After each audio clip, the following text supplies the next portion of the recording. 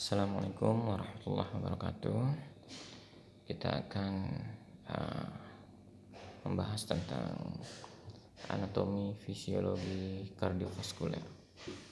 Sebagaimana mungkin kita sudah ketahui sebelumnya, bahwa fungsi sistem kardiovaskuler adalah dia bersama-sama dengan sistem pulmonal untuk mensirkulasikan darah yang teroksigenasi melalui pembuluh darah ke seluruh tubuh, yaitu pembuluh darah arteri. Kemudian sistem ini mengumpulkan darah dari kapiler yang sudah tidak teroksigenasi atau banyak mengandung karbon dioksida dibawa ke paru-paru oleh sistem vena. Kemudian dari paru-paru dibawa oleh vena pulmonalis, vena yang sudah teroksigenasi menuju jantung. Kita akan membahas tentang anatomi jantung.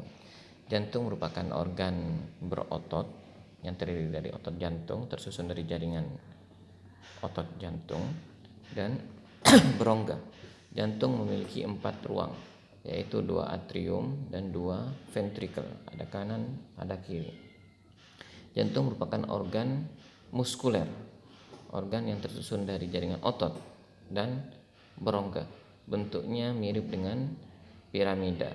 Dia terletak di rongga toraks, di mediastinum, dan dilapisi oleh selaput jantung yang disebut dengan perikardium. Mediastinum adalah ruangan yang terbentuk antara kedua paru kanan dan kiri, dan sebelah depan dia disusun oleh sternum. Bagian belakang disusun oleh. Pada basis dari jantung dia terdapat pembuluh-pembuluh darah besar, yaitu aorta, pembuluh darah yang paling besar, pembuluh darah yang meninggalkan jantung. Kemudian arteri pulmonalis, dia juga meninggalkan jantung. Dan terdapat 2 buah vena yang masuk ke dalam jantung, yaitu vena cava, tempat muaranya vena cava inferior dan superior, dan vena pulmonalis. Terdapat 4 buah, 2 buah kanan dan 2 buah kiri. Seperti yang Anda lihat, ini gambaran dari jantung ya. Pada bagian basisnya ini letaknya sebelah superior ya, sebelah atas. Ini dia bagian basis di mana terdapat pembuluh darah besar ya. Kemudian karena dia bentuknya seperti piramida, tentunya dia memiliki puncak atau apex. Ini dia bagian apex dari jantung. Oke, pembuluh-pembuluh darah jantung terdiri dari pembuluh darah apa saja? Ada aorta. Kita tahu aorta keluar dari ventrikel kiri. Kemudian ada arteri pulmonalis keluar dari ventrikel kanan. Kedua arteri ini meninggalkan jantung. Kemudian ada 2 buah vena, yaitu pembuluh darah yang mengantarkan darah menuju jantung, yaitu vena pulmonalis ada 4 buah, dan vena cava. Ada vena cava superior dari bagian tubuh sebelah atas, yaitu kepala ya, dan otak. Kemudian vena cava inferior, dia memasukkan darah ke jantung dari bagian tubuh di sebelah bawah dari jantung atau bawah diafragma. Dinding jantung. Jantung tersusun atas 3 dinding ya. Ada dinding bagian dalam disebut endokardium, merupakan jaringan epitel yang membatasi seluruh bagian dalam dari jantung. Kemudian miokardium, mio berasal dari kata otot ya. Kardium itu jantung, jadi lapisan pada otot jantung ya. Kemudian epikardium, yaitu membran luar yang mengelilingi jantung. Di sebelah luar jantung itu terdapat perikardium. Seperti yang Anda bisa perhatikan ya. Ini lapisan bagian dalam jantung tersusun dari endokardium, bagian jantung yang paling tebal. Lapisan yang kedua yaitu miokardium. Lapisan jantung, dinding jantung yang paling luar adalah epikardium. Antara epikardium ini dan perikardium ini kapsul pembungkus jantungnya, itu terdapat celah ya, yang disebut pericardial cavity, ruang perikardium ya, atau pericardial cavity. Di sini normalnya terdapat beberapa besar jumlah cairannya, tidak terlalu besar jumlahnya, antara 5 sampai 30 cc atau mili, gunanya untuk mengurangi gesekan antara epikardium dengan perikardium sehingga kerja jantung lebih maksimal ya, karena gesekannya minimal. Kita pelajari tentang sel otot jantung. Sel otot jantung dia bercorak ya.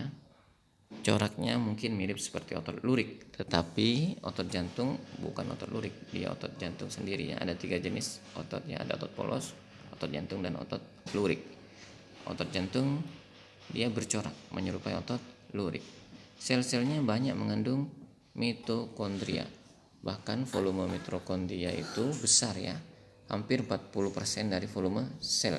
Kita tahu mitokondria fungsinya adalah untuk metabolisme, dan jantung merupakan organ yang selalu aktif, selalu berdenyut, tidak pernah berhenti dari awal embrio sampai akhir hayat ya.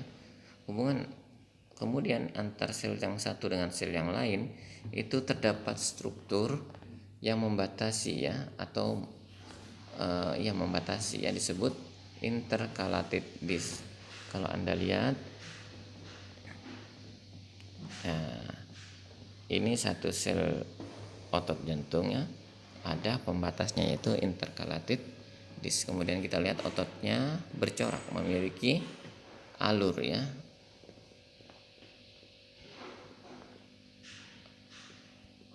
Kemudian kita kembali lagi ke ruang jantung. Ada 4 ruang, yaitu atrium kanan, ventricle kanan, kemudian atrium kanan, ventricle kanan, atrium kiri, dan ventricle kiri ya. Oke, kita bahas atrium kanan. Di atrium kanan itu tempat bermuaranya pembuluh darah vena, yaitu vena cava superior dan vena cava inferior, kemudian sinus coronarius. Sinus coronarius ini merupakan aliran pembuluh darah balik dari arteri coronarius yang membawa atau yang memperdari jantung ya. Kemudian di ventricle kanan, antara atrium kanan dan ventricle kanan ini dihubungkan atau dipisahkan oleh sekat ya. Sekat disebut septum atrioventricular dextra ya. Dan di septum atrioventricular ini terdapat sebuah katup. Katup itu disebut tricuspidalis karena dia memiliki 3 sisi katup ya, seperti yang Anda lihat. Maaf, tidak bisa muncul. Seperti yang Anda lihat, ini dia katup tricuspidalis ya. Dia memiliki 3 katup ya.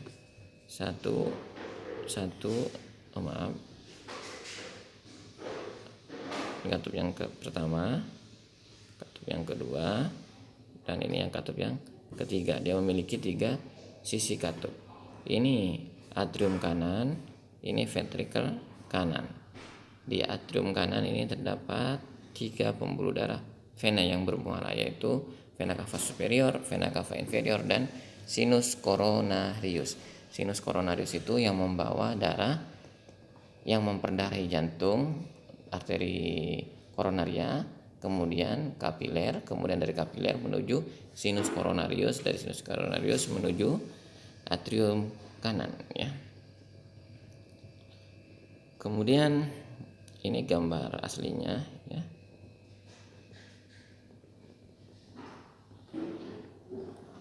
Kemudian di ventricle kanan, dari ventricle kanan darah akan dipompakan ke arteri pulmonalis, di mana pada arteri pulmonalis juga terdapat katup ya. Pada arteri pulmonalis juga terdapat katup, namanya katup pulmonal.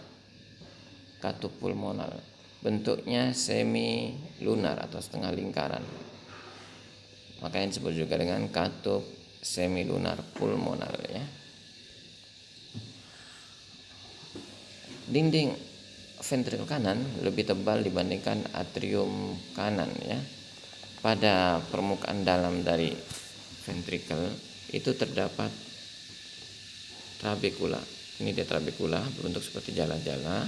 Kemudian Di situ juga terdapat musculus papillaris, ini dia musculus papillaris, dan terdapat sebuah tendon ya.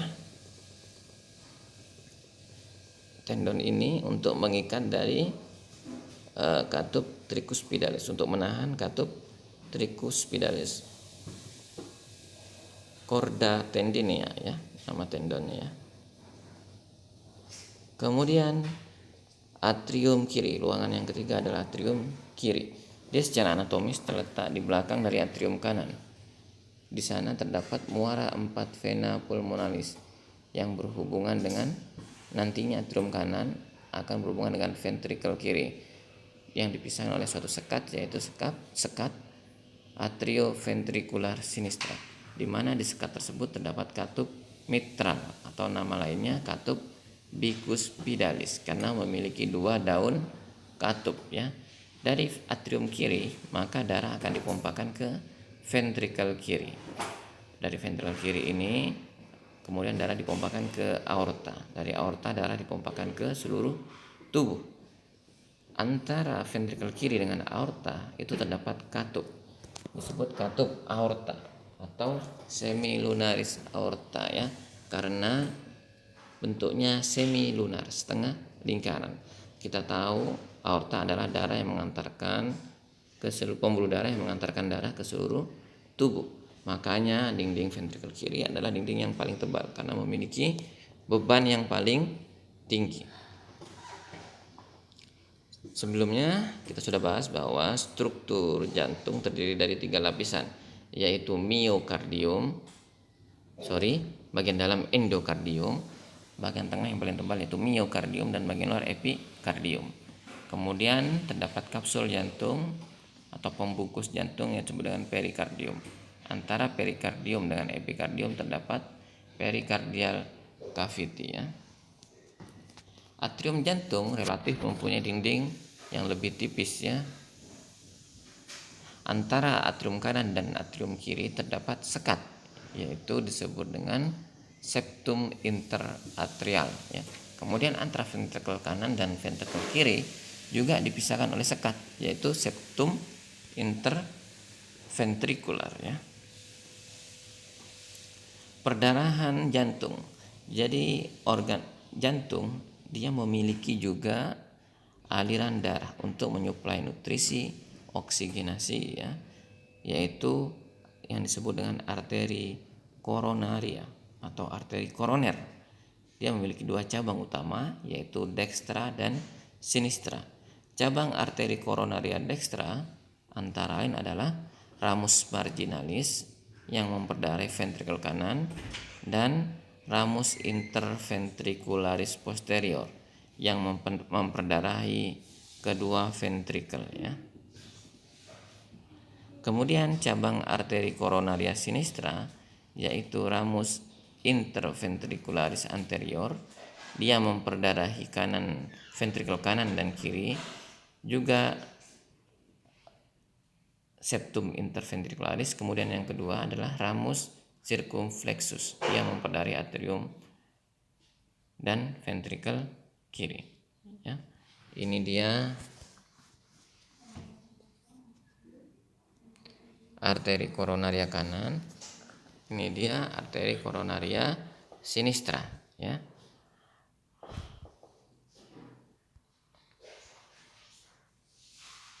Yang dextra bercabang menjadi arteri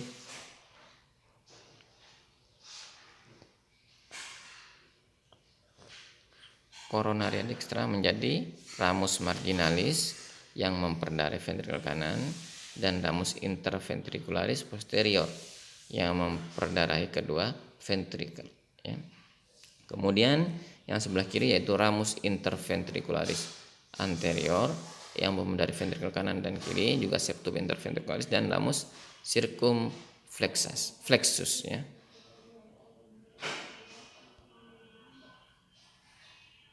Ini dia ramus circumflexus ya, merupakan cabang dari arteri kiri. Kemudian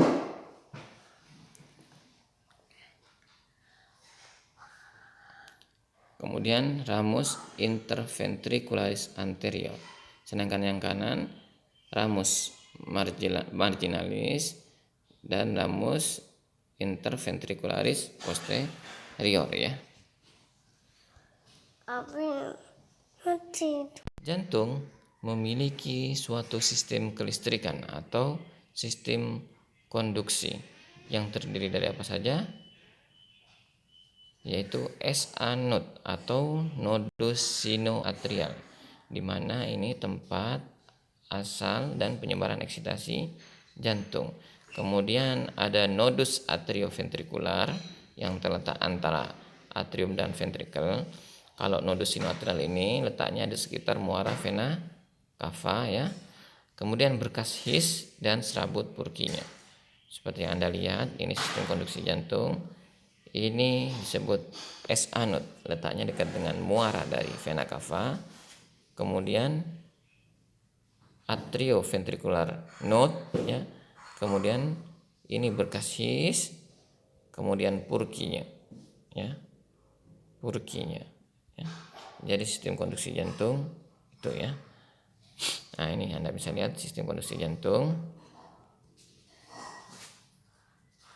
SA node, AV node atau atrioventrikular, berkas His dan Purkinje ya. Jadi jantung memiliki sistem kelistrikan. Ini biasanya bisa dilihat dalam elektrokardiografi. Kita tidak akan membahas tentang elektrokardiografi di sini ya. Kita akan membahas tentang siklus jantung, yaitu fungsi jantung sebagai pompa, kemudian bagaimana mekanisme siklus jantung dan bagaimana cardiac output. Jantung sebagai pompa. Jantung kita tahu dibungkus oleh perikardium. Antara perikardium dengan epikardium itu terdapat rongga, yaitu pericardial cavity. Di sana terdapat cairan ya, jumlahnya sekitar normalnya 5 mili sampai 30 mili. Kalau dia kurang dia bersifat patologis, kalau lebih juga patologis ya. Kalau lebih biasanya disebabkan karena tampon ada jantung, itu bisa bersifat kondisi gawat darurat ya.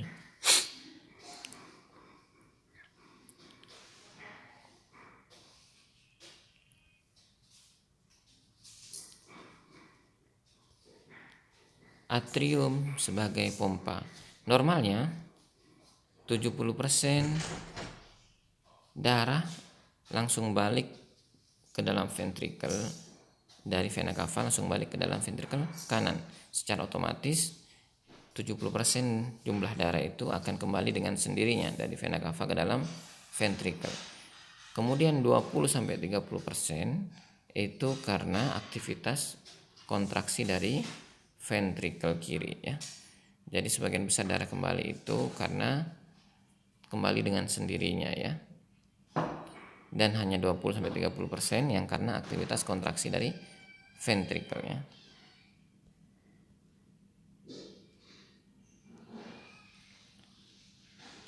Ada 3 fase ventrikel sebagai pompa ya. Yang pertama adalah pengisian cepat ya, atau awal diastul. Kemudian diastul bagian tengah atau diastasis, dan end diastolik ya. Diastul bagian akhir ya. Ada sepertiga awal, sepertiga tengah, dan sepertiga akhir. Bagaimana ventrikel itu mengosongkan isinya? Saat ventrikel berkontraksi, maka tekanan di dalam ruang ventrikel akan meningkat secara tiba-tiba. Hal ini menyebabkan katup atrioventrikular menutup. Ya, kita gambarkan dulu. Ini adalah, anggap ini adalah suatu rongga jantung ya. Atrium dextra ya, atrium sinistra, ventricle dextra, ventricle sinistra.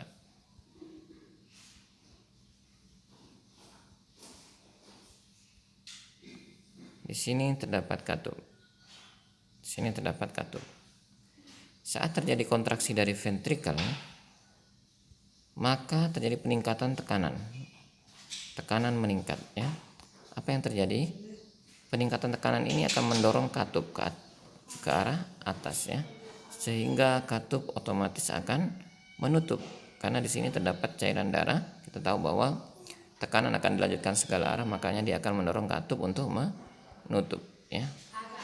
Nah, itu proses pengosongan ventrikel pertama-tama adalah penutupan dari katup atrioventrikular.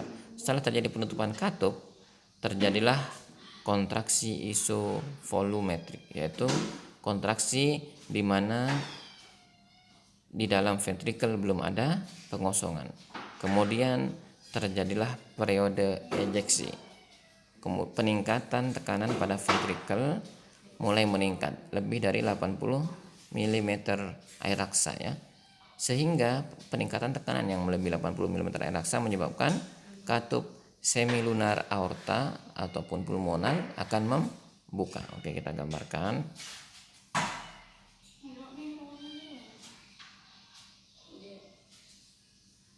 Nah, ini ruang jantung.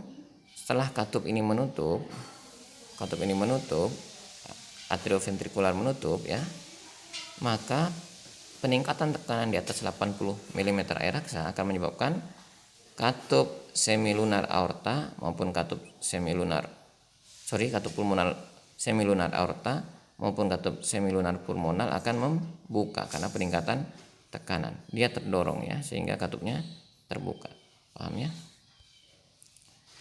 Kemudian jumlah darah yang dikeluarkan oleh ventrikel setiap satu kali pompa atau disebut dengan stroke volume adalah bervariasi antara 70 sampai 90 mili dan menyisakan sekitar 50 mili darah di dalam atrium ya, di dalam ventrikel. Menyisakan sekitar 50 mili di dalam ventrikel. Kemudian jadi total volume saat N diastolik saat akhir pengisian, kita tahu diastolik ada awal, tengah dan akhir. Pada saat N diastolik itu bervariasi antara 120 sampai 140. Hanya sekitar 70 sampai 90%, 90 mili darah yang dipompakan keluar dan menyisakan 50 mili ya. Kemudian setelah terjadi ejeksi, maka terjadilah relaksasi isovolumetrik yang ditandai dengan tekanan di dalam ventrikel menurun, sehingga katup semilunar aorta dan pulmonal menutup dan menyebabkan katup atrioventrikular terbuka. Karena tekanan di ventrikel sudah menurun, makanya katup tadi terbuka.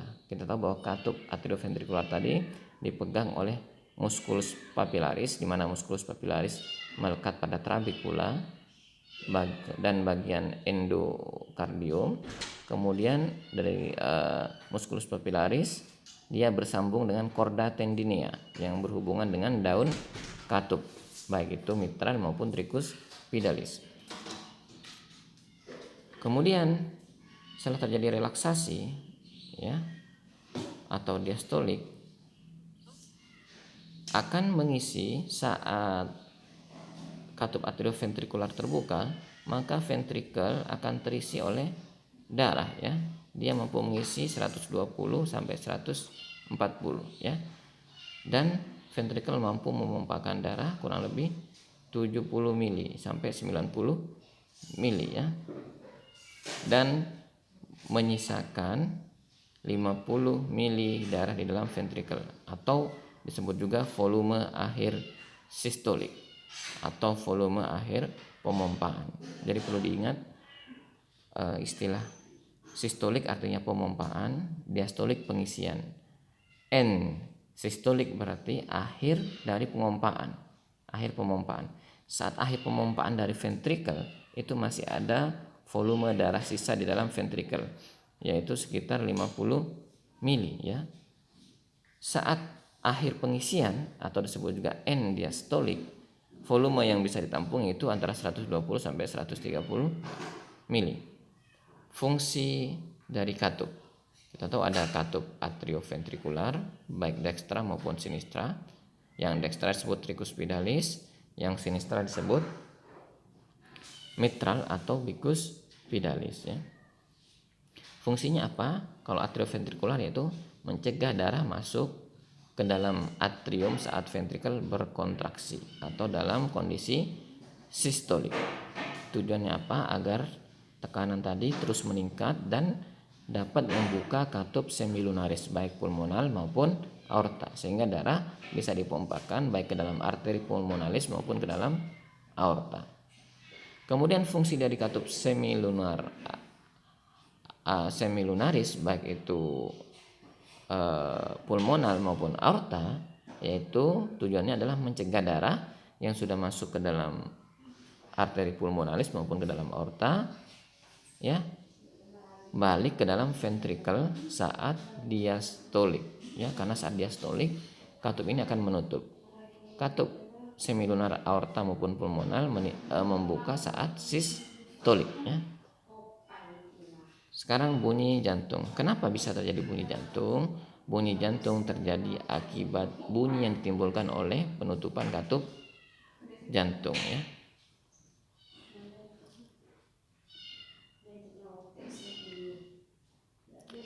Jadi bunyi jantung itu terdiri dari bunyi jantung 1 dan bunyi jantung 2. Bunyi jantung 1 yaitu oleh karena penutupan katup atrioventrikular baik dextra maupun sinistra. Jadi ada dua ya, ada dextra ada sinistra. Cuma bunyinya hampir bersamaan. Jadi terdengarnya dia berhimpit ya atau hampir bersamaan ya. Kemudian bunyi jantung 2 itu merupakan bunyi jantung yang dihasilkan dari penutupan dari katup semilunar baik aorta maupun pulmonar ya. Bunyi jantung 1 cirinya adalah nadanya rendah dan berlangsung lama. Bunyi jantung 2 sebaliknya ya, dia relatif cepat. Sistolik yaitu interval antara bunyi jantung 1 dan kedua. Kemudian diastolik interval antara bunyi jantung 2 ke bunyi jantung 1 ya.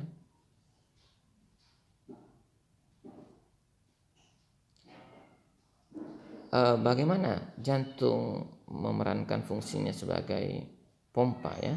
Ini jantung memiliki beberapa pengaturan ya. Dia memiliki pengaturan lokal. Kita tahu bahwa jantung memiliki sistem konduksi sendiri. Seperti yang saya jelaskan tadi, ada SA node, ada AV node, ada berkasis dan Purkinje. Makanya ini disebut dengan pengaturan lokal ya. Kemudian selain itu jantung juga dipengaruhi oleh sistem saraf ya. Pengaturan oleh sistem saraf yaitu saraf otonom ya. Ada simpatis dan parasimpatis. Kemudian juga jantung dipengaruhi juga oleh hormonal. Jadi epinefrin, adrenalin juga bisa mempengaruhi denyut jantung. Jadi ada 3 hal yang mempengaruhi denyut jantung. Pertama ada pengaturan lokal karena jantung memiliki sistem konduksi dan sel-sel jantung bisa bersifat sebagai konduksi. Jantung mampu menghasilkan sistem kelistrikan sendiri, menghasilkan impuls sendiri ya. Kemudian jantung juga dipengaruhi oleh sistem saraf, simpatis dan yang terakhir dipengaruhi oleh hormonal ya. Oke.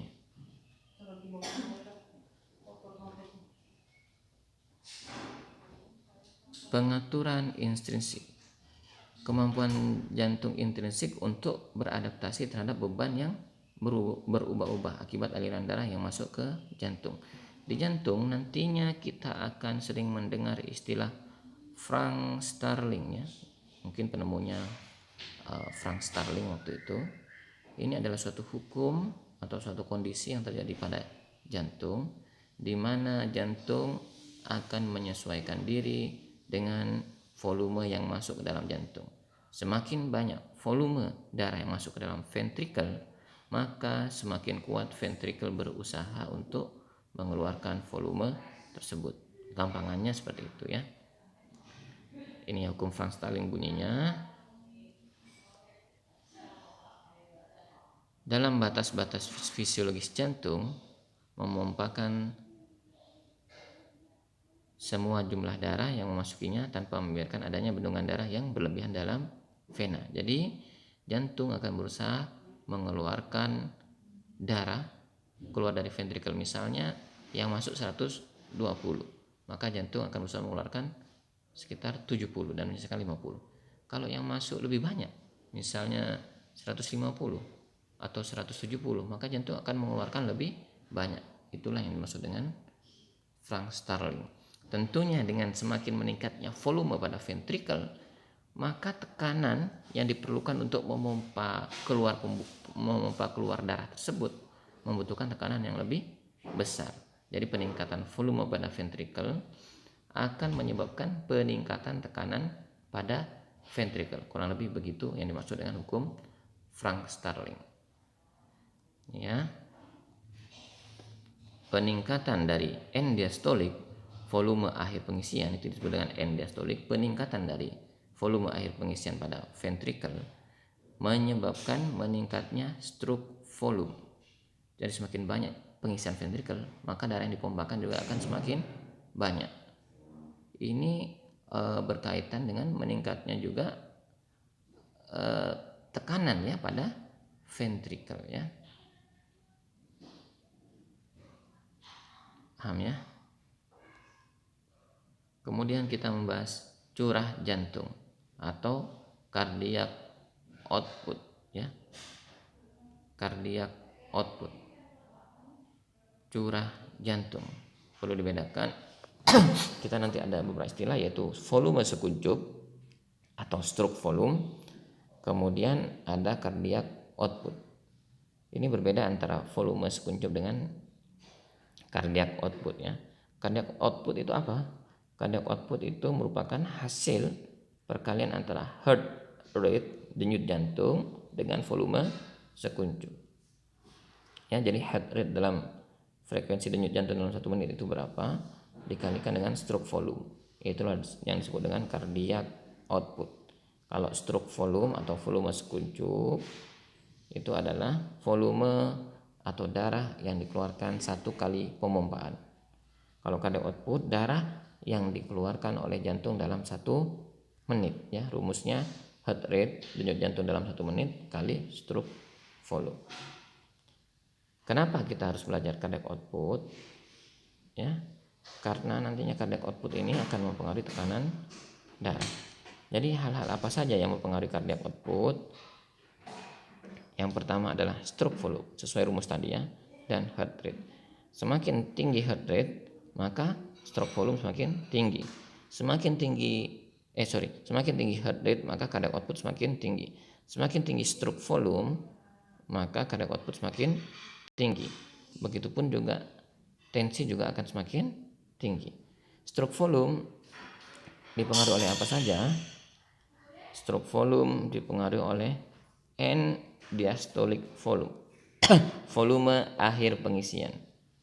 Kemudian dipengaruhi juga oleh peningkatan volume di dalam pembuluh darah ya. Jadi stroke volume dipengaruhi oleh volume pengisian, tentunya volume plasma juga mempengaruhi pengisian, dan epinefrin juga mempengaruhi ya. Heart rate, yang mempengaruhi heart rate adalah rangsangan simpatis ya. Rangsangan simpatis mempengaruhi heart rate ya. Secara tidak langsung juga mempengaruhi stroke volume. Kita itu pembahasan tentang jantung. Sekarang kita membahas tentang sirkulasi, yaitu pembuluh darah dan bagaimana darah itu mengalir ya, alirannya bagaimana. Kita bahas dulu dari struktur pembuluh darah. Pembuluh darah itu seperti pipa ya. Jadi agar kalian bisa gampang memahami, pembuluh darah itu seperti pipa. Kalau pipa itu dipotong, pipa itu terdapat 3 penampang, yaitu lapisan paling luar disebut dengan tunica adventitia. Lapisan tengah merupakan lapisan yang mengandung otot ya, atau disebut dengan tunica media. Dia berfungsi untuk menguatkan pembuluh darah tersebut agar tidak mudah pecah ya. Ada bagian tertentu pembuluh darah arteri di dalam otak, dia tidak memiliki tunica muscularis, makanya pembuluh darah tersebut sering pecah dan sering menyebabkan stroke bleeding ya, karena dia tidak ada jaringan penguatnya ya. Kemudian lapisan bagian dalam adalah endotel ya. Kurang lebih sama kayak struktur jantungnya, ada lapisan bagian dalam endotel. Kalau jantung endokard ya. Lapisan tengahnya tunika media atau tunika elastis pada jantung miokardium, lapisan otot hampir sama ya. Kemudian bagian epikardium pada pembuluh darah tunika adventisia. Bagaimana hubungan antara arteri dan vena? Arteri ini biar kalian mudah memahami. Ini sebenarnya ini adalah bagian dari jantung ya. Ini cuma kita pisahkan, bukan berarti ada dua jantung ya. Ini sebenarnya jantungnya satu, cuma kita pisahkan antara sistem arteri dan sistem venanya ya. Jadi arteri adalah pembuluh darah yang meninggalkan jantung menuju ke seluruh tubuh. Yang aorta, arteri pulmonalis dia menuju paru-paru ya. Di seluruh tubuh dia akan setelah terjadi arteri ya, setelah dia membentuk arteri keluar dari jantung disebut aorta, kemudian bercabang-cabang membentuk arteri tergantung lokasinya ya, memiliki nama spesifik. Kemudian arteri ini berubah menjadi arteriol, cabang-cabangnya lebih kecil lagi. Kemudian arteriol ini akan membentuk yang namanya kapiler ya. Kapiler ya. Kemudian kapiler ini akan membentuk venul. Venul ini akan kemudian membentuk vena ya, dan kembali ke jantung ya. Jadi ini kapiler pada seluruh tubuh, ini kapiler pada paru-paru ya, dan ini kapiler pada otak ya. Jadi kapiler itu adalah pertemuan antara arteriol dan venul, di mana kapiler memiliki dinding yang sangat tipis dan di sanalah terjadi pertukaran zat antara oksigen dengan CO2 dan pertukaran nutrisi ya. Oke, kita bahas tentang arteri. Arteri adalah pembuluh darah yang membawa oksigen dan nutrisi dari jantung seluruh tubuh. Ingat, pembuluh darah yang meninggalkan jantung disebut arteri. Warnanya cenderung berwarna merah karena dia memiliki kandungan oksigen yang tinggi yang berikatan dengan hemoglobin. Biasanya arteri teraba dan dia berdenyut ya, karena denyutannya sesuai dengan pompa jantung ya, pompa ventrikel ya. Kemudian seandainya terluka, maka darahnya akan menyemprot ya. Dan semprotannya iramanya sesuai dengan denyut jantung ya. Ini macam-macam arteri dan nama-namanya. Yang pertama adalah aorta. Kita tahu aorta adalah arteri yang keluar dari jantung, yaitu dari ventrikel kiri ya.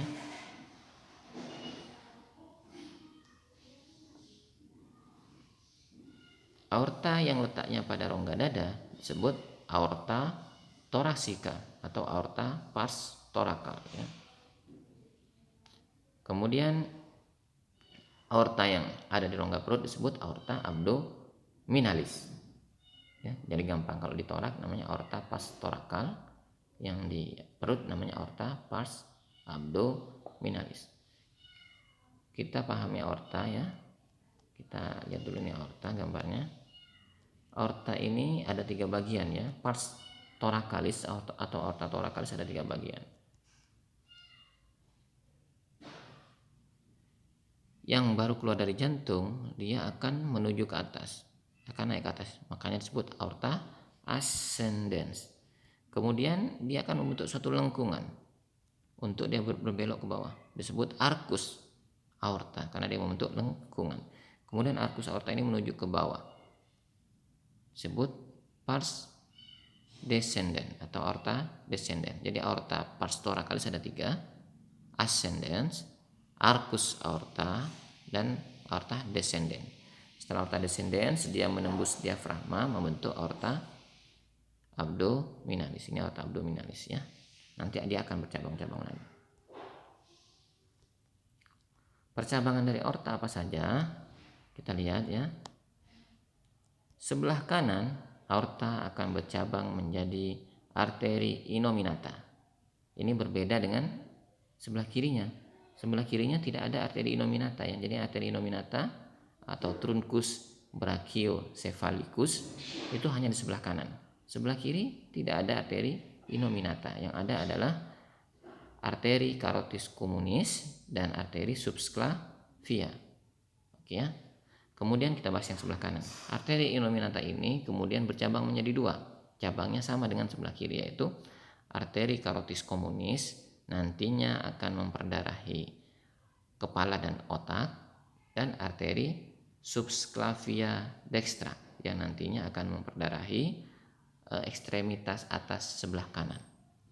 Pada aorta sebelah kiri, pada arcus aorta, ini akan bercabang menjadi arteri carotis communis ya, sinistra. Nantinya akan bercabang menjadi arteri carotis communis, arteri carotis interna yang memperdarahi, mensuplai darah ke otak, dan arteri carotis eksterna. Ya, kemudian dia akan bercabang menjadi arteri subclavia sinistra yang nantinya akan membenahi ekstremitas atas kiri ya. Kita bahas dulu ke ini. Nah, saya tunjukkan ini gambarnya.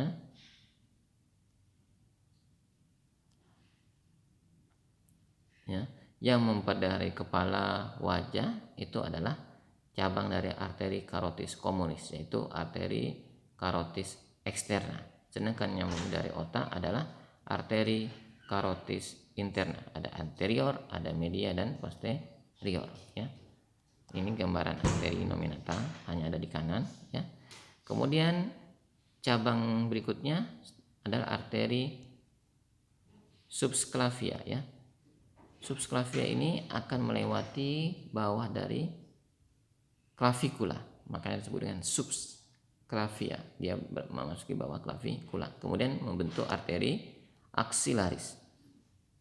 Arteri axillaris sesuai dengan regional axilla atau ketiak. Kemudian arteri axillaris ini membentuk arteri brachialis pada daerah humerus ya.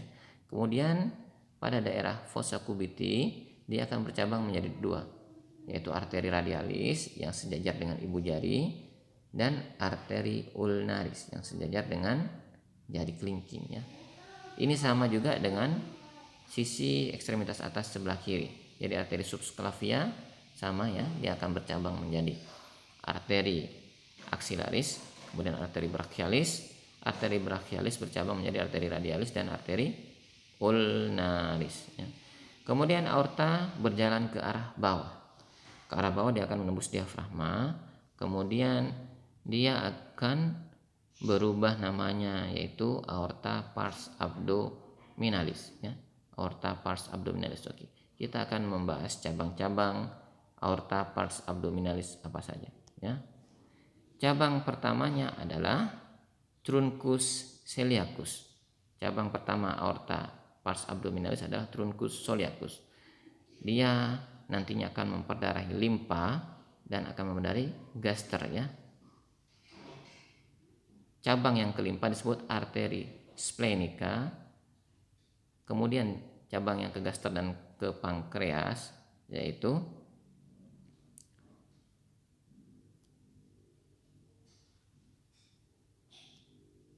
kemudian dia akan memperdarahi akan memperdarahi pankreas dan gasternya disebut dengan arteri gastropankreatika ya.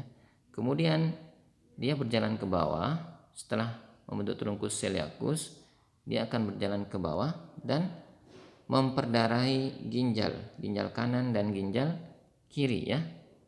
Nah, ini ya, memperdarahi ginjal kanan dan ginjal kiri, yaitu disebut dengan arteri renalis. Ya, sesuai dengan namanya ginjal yaitu renalis. Arteri renalis. Kemudian setelah dia bercabang menjadi arteri renalis, dia akan bercabang menjadi arteri mesenterica superior. Ini Anda lihat arteri mesenterica superior ya, arteri mesenterica superior. Kemudian bercabang lagi menjadi arteri mesenterica inferior.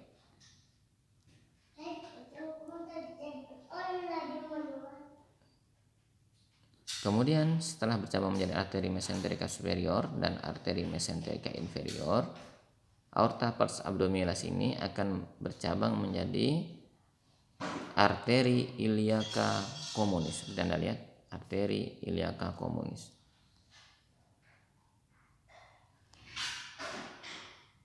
arteri iliaka communis ini akan bercabang menjadi iliaka internal dan iliaka eksternal, ya. Iliaka internal dan iliaka eksternal. Nah, kita lihat di sini, ya. Kita lihat aorta pars abdominalis, pertama kali dia bercabang membentuk truncus celiacus. Kemudian dia akan membentuk cabang berikutnya adalah arteri mesenterica superior, kemudian bercabang menjadi arteri renalis kanan dan kiri. Kemudian dia bercabang menjadi arteri mesenterica inferior, kemudian bercabang menjadi dua, kanan dan kiri, yaitu arteri iliaca communis, ada dextra, ada sinistra.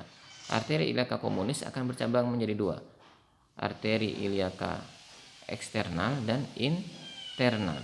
Yang eksternal dia akan menuju ekstremitas bawah, baik kanan maupun kiri, ya, menjadi arteri femoralis. Arteri femoralis berarti dia berada di regio femoral, ya. Kemudian dia akan berlanjut menjadi arteri popliteal. Dari arteri popliteal dia akan bercabang lagi menjadi arteri tibialis anterior dan arteri tibialis posterior yang nantinya akan menuju ke telapak kaki, ya. Jadi harus diingat-ingat percabangan-percabangan dari aorta. Sekarang vena, ya. Vena adalah menghantarkan darah dari seluruh tubuh atau dari paru-paru atau dari kepala ke jantung. Darahnya kaya akan CO2 dan sisa-sisa metabolisme. Pembuluh darah vena tidak teraba, ya. Oh ya, ada perbedaan. Pada pembuluh darah vena itu terdapat banyak katup, ya. Katup ini fungsinya adalah untuk agar darah di dalam pembuluh darah vena tadi bisa masuk ke jantung. Saat darah mulai naik, katup itu berfungsi, darahnya tidak kembali. Kelainan insufisiensi pada katup tersebut itu bisa sering menimbulkan penyakit yang disebut dengan varises, ya. Kenapa pembuluh darah bisa balik ke jantung? Itu karena aktivitas kontraksi dari otot-otot sekitarnya atau otot-otot ekstremitas misalnya, ya. Kita tahu bahwa pembuluh darah vena ini tidak berdenyut, beda halnya dengan arteri, ya. Jadi arteri tidak memiliki katup dan arteri berdenyut, darahnya memancar, sedangkan vena dia memiliki katup, pembuluh darahnya tidak berdenyut atau tidak teraba, ya. Strukturnya kurang lebih sama, ya. Kita mulai dari ekstremitas atas sebelah kanan, ya. Jadi ada juga arteri vena radialis. Kalau di arteri ada arteri radialis. Ada juga vena ulnaris. Kemudian dia akan menuju ke daerah humerus membentuk vena brachialis. Vena brachialis ini akan membentuk vena axillaris sama dengan arteri axillaris tadi, ya. Kemudian dia akan masuki bawah klavikula, disebut vena subsclavia. Kemudian kalau dari dia ekstremitas atas dia akan menuju ke vena cava superior, ya. Akan kalau sebelah kanan akan bergabung dengan vena dari vena jugularis interna, bergabung membentuk vena brachiocephalicus. Sebelah kanan sama juga tadi ada arteri brachiocephalicus atau arteri innominata. Jadi venanya juga ada vena brachiocephalicus. Kalau sebelah kiri dia tidak melalui itu, ya. Sebelah kiri langsung, ya, menjadi vena jugularis interna sinistra, kemudian vena subclavia sinistra masuk ke vena cava superior, ya. Kalau pada kaki sama juga, karena vena ini dari perifer menuju sentral atau dari tepi menuju jantung, maka kita mulai dari perifer, ya. Jadi ada juga vena tibialis posterior, ada vena tibialis anterior sama kayak arteri tadi. Kemudian ada vena femoralis, tetapi di sini yang berbeda adalah ada vena yang disebut vena savena magna atau great saveinous vein. Lebih populer dalam bahasa Latin adalah vena savena magna, ya. Ini kolateral, ya, yang langsung menuju ke vena femoralis, ya. Kemudian dia membentuk pertemuannya antara vena femoralis dengan vena savena magna, membentuk vena iliaca eksternal. Vena iliaca eksternal akan bergabung dengan vena iliaca internal, membentuk vena cava inferior di daerah abdomen. Kemudian dia masuk ke rongga toraks dan artinya masuk menuju atrium kanan ya.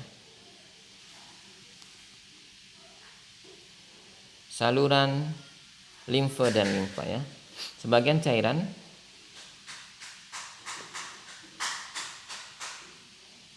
cairan yang dikembalikan dari pembuluh darah. Ini tentang saluran limfe ya. Cairan di dalam pembuluh limfe ini mirip dengan plasma ya, tetapi dia terdapat sel-sel limfosit digerakkan oleh kontraksi otot dan katup. Jadi hampir sama dengan pembuluh darah vena memiliki katup dan alirannya itu mengembalikan ke dalam pembuluh darah ya, karena aktivitas dari kontraksi otot ya. Strukturnya hampir sama dengan vena kecilnya, memiliki banyak katup ya. Tetapi yang berbeda, kapiler pada pembuluh darah limfe itu lebih besar daripada kapiler darah. Fungsi dari pembuluh limfe apa? Mengembalikan cairan dan protein dari jaringan ke dalam sirkulasi darah, kemudian mengangkut limfosit dari kelenjar limfe ke sirkulasi darah. Kita tahu limfosit berkaitan dengan imunitas. Kemudian membawa lemak dari usus ke pembuluh darah. Kemudian filtrasi dan imunitas dari mikroorganisme. Kenapa? Kalau kita terjadi infeksi, terjadi pembesaran kelenjar limfe ya. Kemudian menghasilkan antibodi. Kalau kita lihat ini gambaran kapiler pembuluh darah dan ini adalah kapiler dari pembuluh limfe ya. Kemudian sistem pembuluh limfe ada kelenjar limfe. Kemudian kelenjar limfe akan mengalirkan pembuluh limfe. Kelenjar limfe disebut juga limfonodi ya, limfonodi. Kemudian dari limfonodi akan mengalirkan kelenjar limfe ke vena. Jadi aliran baliknya menuju ke vena ya. Ini sistem pembuluh darah limfa ya, sedikit berbeda dengan arteri maupun vena ya. Secara garis besar dibedakan menjadi dua, ada supra diafragma, ada pembuluh limfe supra diafragma, ada pembuluh limfe infra diafragma. Jadi pembuluh limfe itu ada limfonodi atau kelenjar limfe dan ada pembuluh limfe ya. Jadi ada kelenjarnya, ada pembuluh limfe. Kelenjarnya ada di mana saja? Ada di cervical ya. Kemudian ada di aksilar. Ini yang supra diafragma. Selebihnya dia berbentuk pembuluh limfe ya. Kemudian yang infra diafragma itu ada yang abdominal ya, ada kelenjar limfe di sekitar abdominal. Kemudian ada kelenjar limfe di sekitar inguinal. Selebihnya adalah pembuluh limfe, pembuluh sama halnya dengan pembuluh venanya ya.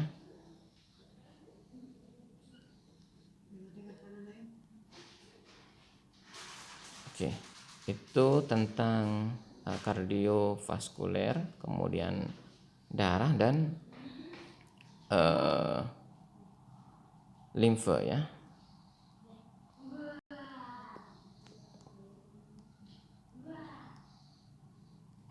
Kemudian kita bahas sedikit tentang darah. Darah merupakan cairan tubuh yang terdapat pada jantung dari dalam dan di dalam pembuluh darah, baik itu arteri maupun vena ya. Cairan selain di dalam darah, ada cairan juga yang terdapat di dalam sel, disebut juga dengan cairan intraseluler atau di antara sel, interselular. Terdapat juga cairan di dalam pembuluh limfe ya. Kemudian ada cairan juga di dalam sinovial, dalam sendi. Ada juga cairan cerebrospinal. Kemudian di dalam telinga ada namanya endolim dan perilim seperti materi kita sebelumnya ya. Jadi cairan-cairan di dalam tubuh itu ada kompartemennya ya, ada kamar-kamarnya. Cairan dalam pembuluh darah disebut darah, nama cairannya ya.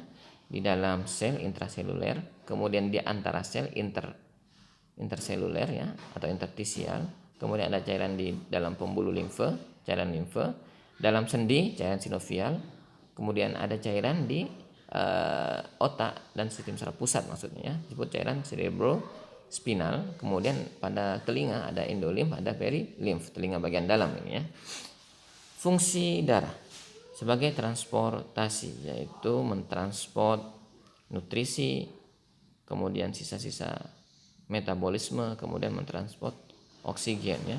Bisa juga mentransport obat-obatan ya, jadi pusat transport distribusi obat-obatan juga ya. Kemudian fungsi darah adalah regulasi keseimbangan pH antara 7 sampai 7,2 ya.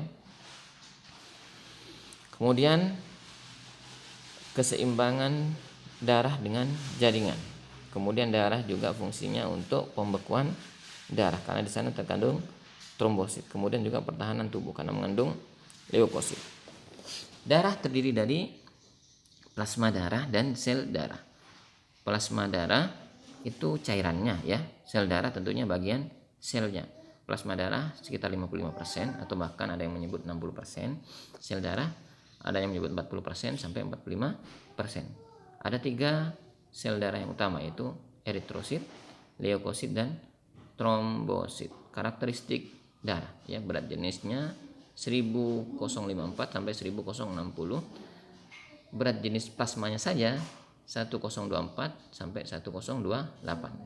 Kita tahu darah dia lebih besar berat jenisnya karena mengandung sel darah, sedangkan plasma bagian cairannya saja. Viskositasnya 3 sampai 5 kali lebih viskus daripada air ya. Jumlah volume darah 5 sampai 8% dari berat badan ya. Bagian-bagian darah ada air, kemudian ada substansi lain, ada protein plasma yaitu albumin, fibrinogen dan globulin, kemudian ada juga enzim, ada juga asam amino dalam darah, lemak, glukosa, urea, garam, sodium dan bikarbonat. Ada juga hormon, antibodi dan gas ya. Ini tentang sel darah merah ya. Saya rasa tidak perlu dibahas tentang terlalu mendalam.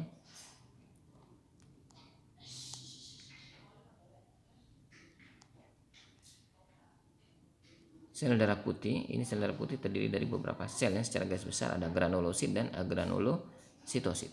Yang granulosit berarti dia memiliki granul yaitu neutrofil, eosinofil dan basofil. Yang agranulositosis yaitu limfosit dan monosit. Nanti kalian bisa baca sendiri untuk lebih lanjutnya. Sekian kuliah keempat dari saya, kurang lebihnya mohon maaf. Wassalamualaikum warahmatullahi wabarakatuh.